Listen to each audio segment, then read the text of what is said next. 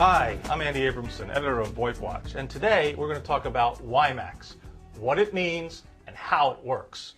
By definition, WiMAX stands for the Worldwide Interoperability for Microwave Access. I guess we have to put an X over here at the end to make it polite.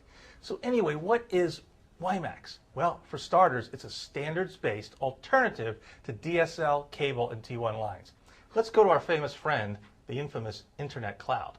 We'll just abbreviate it and call it INT. Coming out of the internet, you have three traditional means of high-speed access: cable, DSL, and of course, the T1 line. Each of these bring with it challenges and limitations. The T1 line, obviously, is price, $600 or so usually here in the US.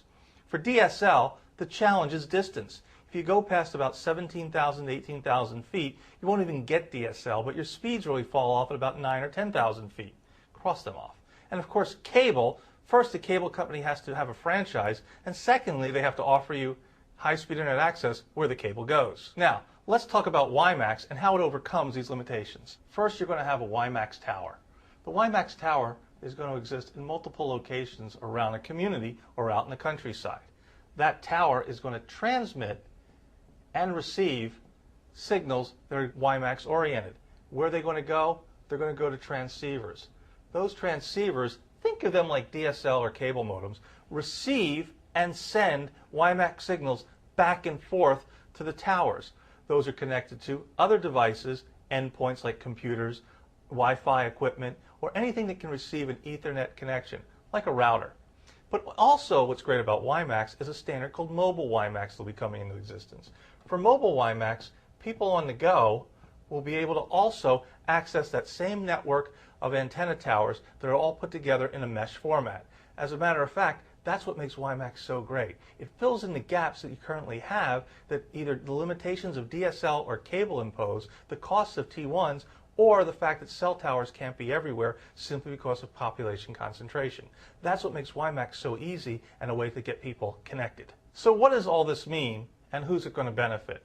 Let's go back and visit with our friend, the cloud. Only this time it's going to be the WiMAX cloud. With WiMAX, we create ubiquitous access. We're going to spell that out. U-B-I-Q-U-T-I-O-U-S.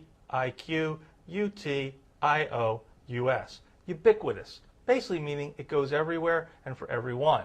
What does that mean? It means that some of the same applications that ride over the high-speed internet over cable, DSL, or T1 can now reach everyone. I'm talking about high-speed data, video, voice, and streaming media. By providing these four high-speed intensive applications and services, WiMAX makes it easy to overcome something that troubles a lot of nations and communities around the world.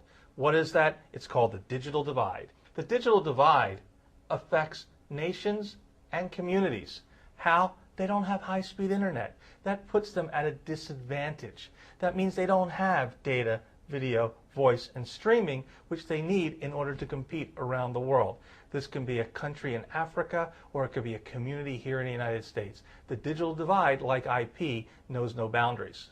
So is WiMAX just around the corner? Not quite. You still have standards to be finalized. They're not done yet. You have deployments to be made. They're just starting around the world. You've got some hardware limitations, both price and availability, but most of all, there aren't any customers really using it in any mass form to make sure that WiMAX is really going to work. Those challenges, though, like everything else with technology, will be overcome.